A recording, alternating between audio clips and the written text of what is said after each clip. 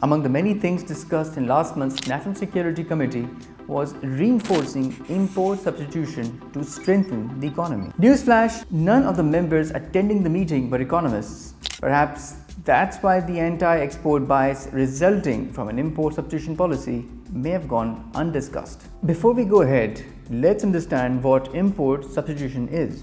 It's an inward-looking approach that provides protection and subsidies to local industries by imposing tariffs on imports. This results in local firms being able to sell their products domestically at higher prices without any competition.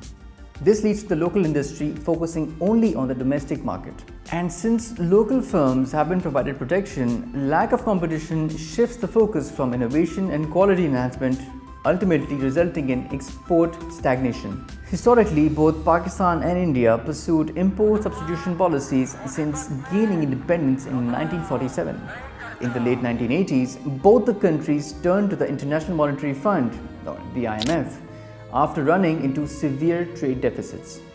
One of the conditions IMF laid out was to open their economy, and so the liberalization process began from the 1990s. On 24 July 1991, then Finance Minister of India, Manmohan Singh, presented a landmark budget ushering in a new day for the Indian economy. Now, India was consistent, and by 2008, it lowered tariffs and was able to integrate into the global economy. To put things into perspective, let's cite some stats. India's GDP rose from $270 billion in 1991 to over $3 trillion in 2021. India's exports grew from $23 billion in 1991 to $679 billion in 2021. That's going from 8.4% of the GDP to 21.4%.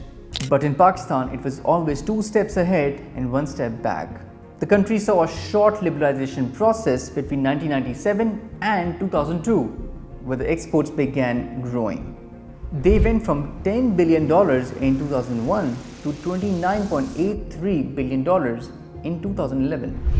But if you look at the percentage of GDP, it remained stagnant at 13.34% in 2001 to 13.97% in 2011.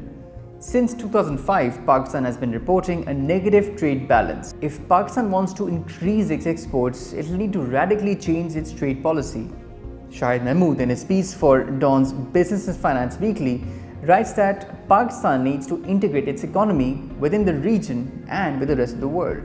He writes that while this may take some time, it could urgently take some steps unilaterally, such as reforming its custom tariff policies, which would then enable the local industry to procure cheaper imports, and Pakistan will be in a better position to become a part of the global value chain.